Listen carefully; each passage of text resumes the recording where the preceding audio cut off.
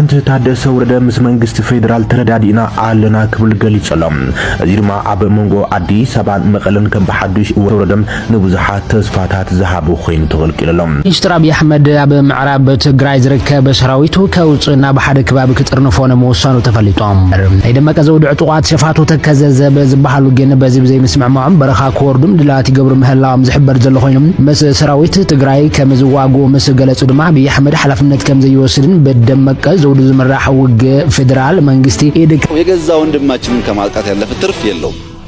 የለው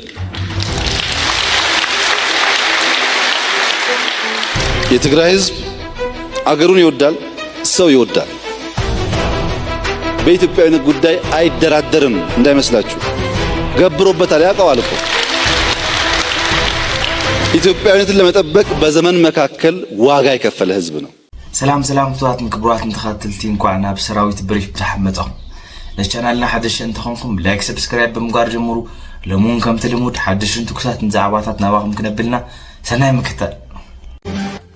ፕሬዝዳንት ታደሰ ወረደ ምስ መንግስት ፌደራል ተረዳዲና አለና ክብል ገሊጸሎም እዚርማ አብ መንጎ አዲስ አበባን መቀለን ከም በሐዱሽ ወጥሪ እና አረገ አብ ዝኸደል ዘለዋን እቲ መግለጺ ፕሬዝዳንት ታደሰ ወረደም ንብዙሓት ተስፋታት ዝሃቡ ኮይኑ ተገልቂሎም እዚ ተስፉ ምዕባለ ዝምድና መቀለ አዲስ አበባ ድማ ፕሬዝዳንት ታደሰ ወረደ ሎም ማዓልቲ ካብ ቤት ጽሕፈቱም ኣብ ዝሃቦ ጋዜጣዊ መግለጺ መልክተሎም ናብ አዲስ አበባ ዘምርሕ ጉጅለሎ ጊዜያዊ ምምሕዳር ትግራይ ኣብ ዝተፈላለዩ ዛዕባታት ምስተፈላለዩ ናይ ፌደራል መንግስቲ አካላት ከምዘተም እቲ ፕሬዝዳንት ገሊጸሎም እቲ ፕሬዝዳንት ኣብ ትጉዕዞ አመልኪቱ ንሚዲያት ኣብ ዝሃበ ጋዜጣዊ መግለጺ እቲ ልኡኽ መንግስታዊ ሕዝታት ሒዙ ከም ዝኸደን ምስ ቀዳማይ ሚኒስትር ኢትዮጵያ አብይ አህመድ ሚኒስትር ገንዘብ ብሔራዊ ባንኪ ኮሙን ብሔራዊ ምክክር ኮሚሽን ሚኒስትር ሃፍቲ ማይን ምስ ኤምባሲታት ዝተፈላለዩ ሃገራት ከም ዘተን ገሊጸሎም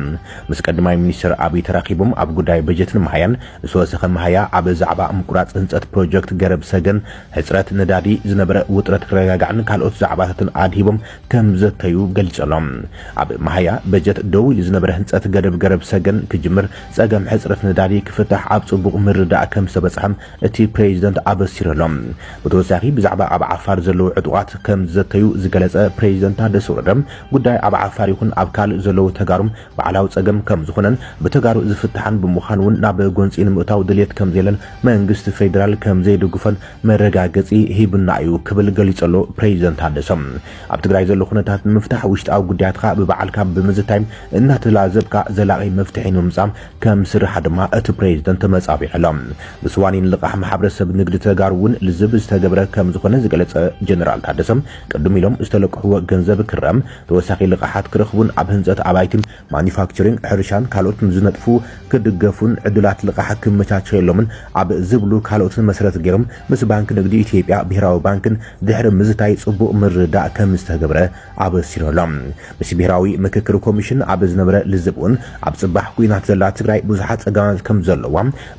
ጸገማት ከም ዘለዋ ናይ ፍትሒ ተሓታትነት ከም ዝጠልብ ኣብ ትግራይ ዝግበር ዘተ ካብ ካልኦት ክላት ብዝተፈለየ መልክዑም ክካየድ ከም ዘለዎን ተገይሩ ብሓባር ክስራሕ ኣብ ምርዳውን በጽሒና ኣለና ኢሎም ምስ ሃገራዊ ቦርድ መረፃ ኢትዮጵያውን ሓፂር ዘተ ከም ዝተገብረን ኣብ ትግራይ መረፃ ንምክያድ ምቹው ኩነታት ኣለዶ የለን ንዝብል ተጸኒዑ ዕላዊ ምላሽ ኣብ ዝቕጽል ሰሙን ከም ዝውሃቦም ጀነራል ታደሰ ገሊጸሎም ኣብዚ ዘተሓሳስብ ኩነታት ዝርከብ ዋኒን ተመዛበልትን ዘተ ከም ዝተገብረሉን ተመዛበልቲ ናብ መረበቶም ንምምላስ ኣብ ዝካለሉ ምርዳእ ተገይሩ ውሕዝ ብዝኾነ ኣግባብ ሽኻልካ ጌርካ ብቐዳምነት ክንሰርሐሉ ዘቲናልና ኢሎም ብሓፈሻ ኣብ መብዛሕቶም ዛዕባታት ጽቡቕ ምርዳእ ከም ዝተገብረሉን ሃናጻይ ዘተ ከም ዝነበረ ሚኒስትር አብይ አህመድ ኣብ ምዕራብ ትግራይ ዝርከብ ሰራዊቱ ከውጽና በሐደ ከባቢ ክጥርንፎነ መወሰኑ ተፈልጦም ዝኹስን ዝኻለ ሰራዊት ሱዳን በሓገዝ አጽዋራት ግብጽ ነዶባት ኢትዮጵያ በብዝሕ ሰራዊት ምስ ዓጽኦ ኩነታት ኣብ ሓጢር ዋን ይቀየር በመህላው ትግራይ ከሓስካ ዝኾነ ዓይነት ስራሕ ክስራሕ ከም ዘይካልን ምስ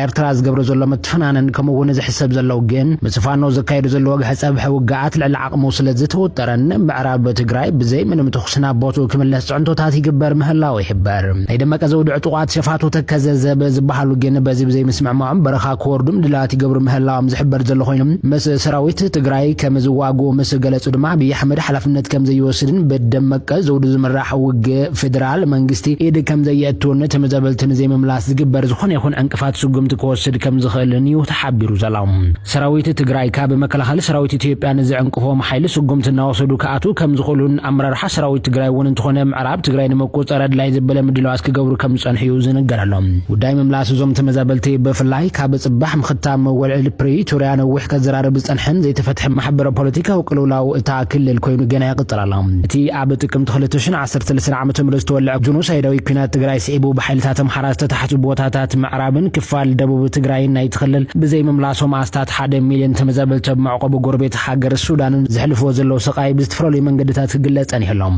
ግዛታዊ ሓድነት ትግራይ ናብ ነበሩ መምላስን ተመዛበልቲ ናብ መረበቶም መምላስን ሓደ ካብ አንቀጻቱ ዝገበረ ስምምዕነት ፕሪቶሪያ እውን 3 ዓመት እኳ እንተቆፀረት ጉዳይ ከተፈትሐ ግዳያት ኣደዳ ቆረን ፀሓይን ኮይኖም ንዝተፈላለዩ ሕማማትን ቁጠባው ጸገማት ተቃሊዖም ኣለው ኣብ ወርሒ ሕዳር 2015 ኣብ መንጎ መራሕቲ ትግራይን መንግስቲ ፌደራልን ኣብ ርእሰ ከተማ ደቡብ ኣፍሪቃ ፕሪቶሪያ ብዝተበጽሐ ስምምዕ እቲ ደማው ተጻቦታት ደው ከም ዝበለ ዝከር ኮይኑ እቲ ሰፊሕ ምዝባል ዝተራእዩ ዝባ ምዕራብ ትግራይ ኮይኑ ኣብቲ ኩናት ኣብ ጎድኒ ሰራዊት ምክልኻል ኢትዮጵያ ተሓዚሎም ዝነበሩ ሓይልታት አምሓራ ነቲ ቦታ ተቆጻጺሮም እቲ ሰፊሕ ልሙዕን ዞባ ሙሉእ ብሙሉእ ኣብ ትሕቲ ምምሕዳር ክልል አምሓራ ከኣቱ ከም ዝገበሩ ይዝሕበር ምዕራብ ትግራይ ካብቶም ተስፋሕፋሕቲ ሓይልታት አምሓራ ናትና እዩ ብዝብል ተቆጻጺሮም ዝርከቡ ከባብታት ትግራይ ሓደ ኮይኑ ውዕል ፕሪቶሪያ ብሕገ መንግስታዊ መንገዲ ፍታሕ ክረክብ ዝብል ኣስፊሩ ይርከብ ከምኡ ድማ ስምምዕ ካብ ሰራዊት ምክልኻል ፌደራል ወጻእ ዝኾኑ ኣብቲ ኩናት ክሳተፉ ጸንሑ ሓይልታት አምሓራን ወጻእን ካብ ትግራይ ክወጹን ተመዛበልትን ኣብ ነብሪ ህይወቶም ክምለሱን ይጠልብ እዚ ይኹን ግን እቲ ጉዳይ ሓደ ካብ ጠንቂ ፖለቲካዊ ቁርቁስ መንግስቲ ፌደራል በቲ ሓደ ድማ ግዝያዊ ምምሕዳር ትግራይን ሕወሓትን ኮይኑ ጸንሕዮም ቀዳማይ ሚኒስትር አብይ አህመድ ኣብቲ ሃገራዊ ቤት ምኽርን ዝቐረበሉ ሕቶታት ሓደ ውዕል ፕሪቶሪያ ዝምልከት ኮይኑ ጉዳይ ምዕራብ ትግራይ ድማ ምላሽ ክህብ እውን ተሰሚዖም ኣብቲ ከባቢ ዘሎ ሕቶ ይግባኣኒ ኣብ ካልኦት ከባብታት ተሃገር ከም ዘሎን ኣብ ብዙሕ ከባብታት ምዘሎ ጸገም ተመሳሳሊ ከም ዝኾነን ብጉልበት ፍታሕ ከም ዘይረክብን ተዛሪቡ ነይሮም እቲ ህዝቢ ኣብ መረበቱ ሰፊሩ ወሲኑ ብሕጋውን ሰላማውን መንገዲ መዕለብ ርከቢና ንብል ዘለና ክብል ዝተዛረበ ኮይኑ እንትኾነ መራሕቲ ሕወሓት ነቲ ተመዛባላይ ከም መትሓጃ ገይሮም ቆሊፎም ሒዞም ከም ዘለው ከሲሶም ነቲ ህዝቢ ከም መትሓጃ ገይሮም ኣይምለስን ኢሎም ሒዞም ኣብ ልዕሊ እቲ ህዝቢ ዝፍጠር ዘሎ ቅልውላው ጥራይ ዘይኮነስ እቲ ሕቶ በቲ ንሳቶም ዝሓስቦ ዘሎ መንገዲ ፍታሕ ከይረክብ ንባዕሉ ዕንቅፋት እዩ ዝፈጥር ድማ የገዛ ወንድማችንን ከማጥቃት ያለፈ ትርፍ የለውም የትግራይ ህዝብ አገሩን ይወዳል ሰው ይወዳል በኢትዮጵያዊነት ጉዳይ አይደራደርም እንዳይመስላችሁ ገብሮበታል ያውቀዋል እኮ ኢትዮጵያዊነትን ለመጠበቅ በዘመን መካከል ዋጋ የከፈለ ህዝብ ነው ግን አሁን ችግር የሆነው ምንድነው ትግራይ ያለው ሰው የአማራውን ቁስል አያይም አማራ ያለው ሰው የትግራይን ቁስል አያይም ኦሮሚያ ያለው ሰው የሶማሌን ቁስል አያይም ሁሉም የራሱን ቁስል ያካል እንደ ጅብ ትክክል አይደለም እንደዚህ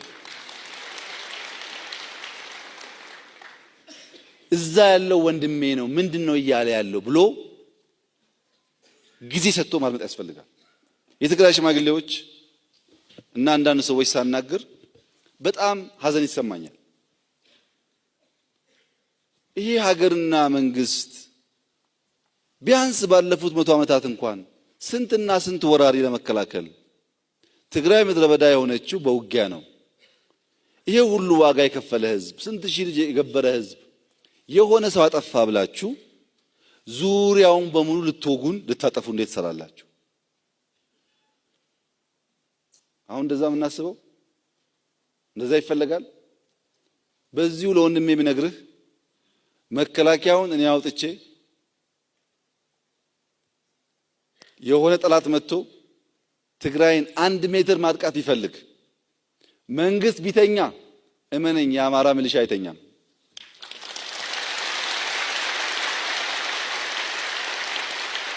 አይተኛም ኢትዮጵያዊ በዘመናት መካከል በወገን ጥቃት ላይ ተደራድሮ አያውቅም መከላከያ ማቆም አለማቆም ምናምን አያስፈልገውም ጥቃት ከመጣ የትግራይ ጥቃት የኛ የሁላችን ጥቃት ነው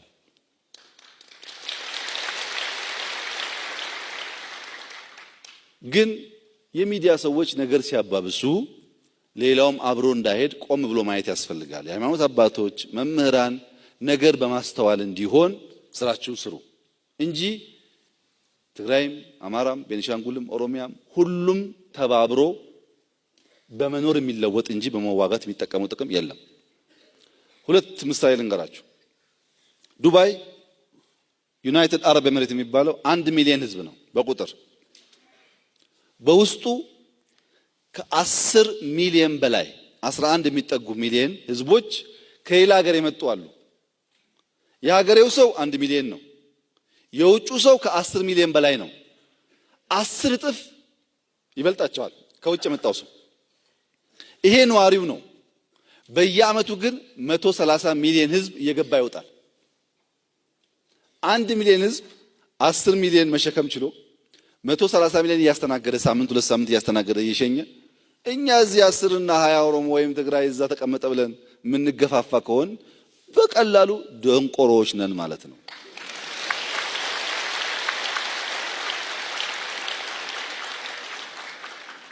እኛ ሱዳን አጣበን። ሱዳን 1 ሚሊዮን ገደማ ኢትዮጵያውያን አሉ። ካርቱም ብትሄዱ ኢትዮጵያ ብቻ ነው። ሱዳን አጣበን፣ ጅቡቲ አጣበን። ስለ አሜሪካ ተው፣ ስለ አውሮፓ ተው። እዚህ ትናንሽ ሀገሮች አጣበን ስናበቃ የገዛ ወገንህ በኔ ክልል አይምጣ ብሎ የሚያስብ ሰው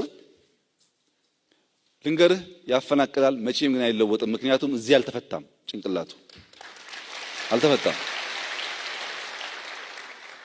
አሜሪካን ተመልከቱ። እስከ 9/11 የሚባለው የአልቃይዳ ጥቃት ጊዜ ድረስ በከፍተኛ እድገት ላይ ያለች ሀገር ናት።